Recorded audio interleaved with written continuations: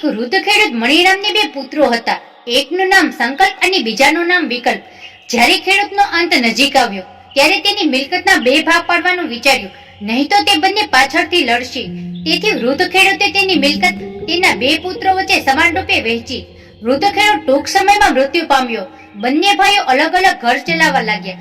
મોટા ભાઈ વિકલ્પે શરૂઆતમાં કોઈ કામ નહોતું કર્યું, પણ રોજ પત્નીના મેણાટોણા સાંભળીને તે પણ કામ ધંધો કરવા લાગ્યો. પરંતુ તેમ છતાં તે દિવસે ને દિવસે ગરીબ બની રહ્યો હતો.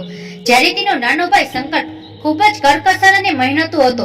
શરૂઆતથી જ તેને પોતાનું બધું ધ્યાન કામમાં લગાવી દીધું અને સખત મહેનત કરવા લાગ્યો અને પિતાની મિલકતમાં વધારો કરીને ધનવાન બની ગયો. મોટા ભાઈને નાના ભાઈની મિલકતની ઈર્ષા થવા લાગી. તેને શંકા થવા લાગી કે પિતાજીએ ચોક્કસ મારાથી છુપાવીને નાના ભાઈને વધારે પૈસા આપવામાં આવ્યા છે. આથી તે અવારનવાર ગામના લોકોની સામે તેના વિશે ખરાબ બોલવા લાગ્યો. તેની હાલત દિવસે ને દિવસે બગડતી ગઈ. આ દરમિયાન સંયોગથી તે ગામમાં એક સંતનું આગમન થયું. ગામની ચોપાલ પર બેસીને તેમને લોકોને સારા જીવન માટે કેટલીક સારી માહિતી આપી. ગામના લોકોએ તેને સારી મહેમાનગતિ પણ આપી. મોટા ભાઈની પત્ની ખૂબ હોશિયાર હતી. તેણે તેના પતિને વિનંતી કરી, જુઓ, મને લાગે છે કે આ મહાત્માજી મોટા વિદ્વાન છે. તમે જાણો છો કે આપણી સ્થિતિ દિવસે ને દિવસે વધુ ખરાબ થઈ રહી છે. તમે આ મહાત્માજી પાસે જઈને સફળતા માટે કોઈ સૂત્ર કેમ નથી પૂછતા? પહેલા તો પતિએ ના પાડી, પરંતુ જ્યારે પત્ની જીદ કરવા લાગી તો તેણે પણ મહાત્માજી પાસે જવાનું નક્કી કર્યું. વિકલ્પ મહાત્માજી પાસે ગયો અને કહ્યું, ગુરુજી, હું જે પણ કાર્ય કરું છું મને હંમેશા અસફળતાનું મોઢું જોવું પડે છે. ખૂબ મહેનત કરવા છતાં મને નિષ્ફળતાનો સામનો કરવો પડે છે. તેથી મને કૃપા કરીને સફળતા માટે કોઈ સૂત્ર બતાવો. હવે સફળતા માટે પણ કોઈ સૂત્ર હોતા હશે? મહાત્માજી વિચારી રહ્યા હતા કે શું કહેવું અને શું નહીં. મહાત્માજીએ કહ્યું, પુત્ર, હું નજીકના ગામમાં જાઉં છું. તારી ઈચ્છા હોય તો તું મારી સાથે આવી શકે છે. તને ત્યાં હું સફળતાનું સૂત્ર કહીશ. મહાત્માજી તેના મનમાં ડોક્યું કરીને જોવા માંગતા હતા કે સમસ્યા છે ક્યાં. વિકલ્પ પણ સાથે જવા માટે તૈયાર થયો. હવે બંને બાજુના ગામ તરફ ચાલવા લાગ્યા. મહાત્માજી પૂછવા લાગ્યા કે તમે આ ગામમાં ક્યારથી રહો છો? ઘરમાં બધા કોણ છે? તમારા કેટલા ભાઈઓ છે? વગેરે વગેરે.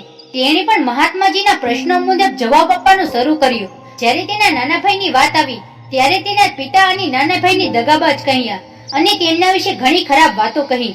ત્યાર પછી જ્યારે મહાત્માજીએ ગામના સરપંચ વિશે પૂછ્યું, તેણે તેમની ઘણી ખરાબીઓ ગણાવી. જ્યારે મહાત્માજીએ ફરીથી ગામના ચોકીદાર વિશે પૂછ્યું ત્યારે વિકલ્પે ચોકીદાર વિશે પણ કેટલી ખરાબ વાતો કહી.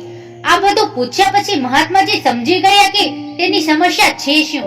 ત્યારે મહાત્માજીએ કહ્યું, જુઓ, હવે હું તમને સફળતાનું સૂત્ર કહીશ. પછી તેણે કહ્યું, હા મહાત્માજી, એટલે તો હું તમારી સાથે આવ્યો છું. મને જલ્દી કહો. મહાત્માજીએ કહ્યું, હું તમને બ્રહ્માજીનું સફળતાનું એક સૂત્ર કહું છું, તો તમે ધ્યાનથી સાંભળજો. એક દિવસ એક વ્યક્તિએ બ્રહ્માજીની તપસ્યા કરી. તપથી પ્રસન્ન થઈને બ્રહ્માજી પ્રગટ થયા અને વરદાન માંગવા કહ્યું. ત્યારે વ્યક્તિએ કહ્યું, હે પ્રભુ, હું તમારા દર્શન કરીને ધન્ય થયો છું, માટે મારે કોઈ બીજી વરદાનની જરૂર નથી. ત્યારે બ્રહ્માજીએ આગ્રહ કરીને કહ્યું કે હું કશું આપ્યા વિના નહીં જઈ શકું, કંઈક તો માગો. ત્યારે તપસ્વીએ કહ્યું, ભગવાન, કૃપા કરીને મને સુખ અને શાંતિનું વરદાન આપો. પછી બ્રહ્માજીએ તેને ઉપહાર સ્વરૂપ તેને બે કાળી નાની થેલી આપી, એક મોટી અને એક નાની.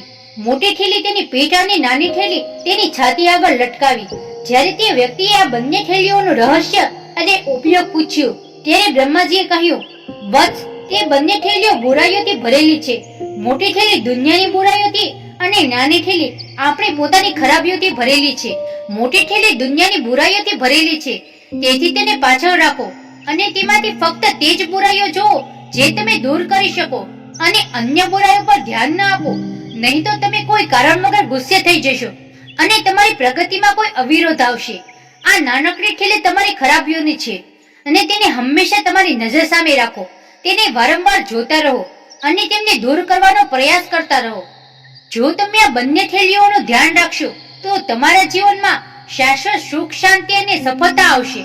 આટલું કહીને બ્રહ્માજી અંતર્ધ્યાન થઈ ગયા. મહાત્માજીએ વિકલ્પને કહ્યું, પુત્ર, હું તમને પણ વિનંતી કરું છું કે બ્રહ્માજીના સૂત્રને જો તમે પણ તમારા જીવનમાં અપનાવો, બ્રહ્માજીના સૂત્રને જો તમે તમારા જીવનમાં આ સૂત્રોનું પાલન કરશો તો તમે પણ ચોક્કસપણે શાશ્વત સુખ શાંતિ અને સફળતાના હકદાર બનશો. વિકલ્પ મહાત્માજીની વાત સમજી ગયો. તેણે પણ એ પ્રમાણે પોતાનું જીવન શરૂ કર્યું. થોડા જ દિવસોમાં તેને સારા પરિણામ જોવા મળ્યા અને તેનું જીવન સુખ શાંતિ અને સફળતામાં વીતવા લાગ્યું. વર્તનની નૈતિકતા એ છે કે આપણે પણ અન્યના દોષો પરથી આપણું ધ્યાન હટાવીને આપણા જીવનને સુધારવા પર ધ્યાન કેન્દ્રિત કરવું જોઈએ. આપણી જાતને સુધારવી એ વિશ્વની સૌથી મોટી સેવા છે. તો શા માટે રાહ જુઓ છો? આપણે સુધરશું તો યોગ સુધરશે. હંમેશા ખુશ રહો. જે પ્રાપ્ત થયું છે એ પૂરતું છે. જય શ્રી કૃષ્ણ. રાધે રાધે.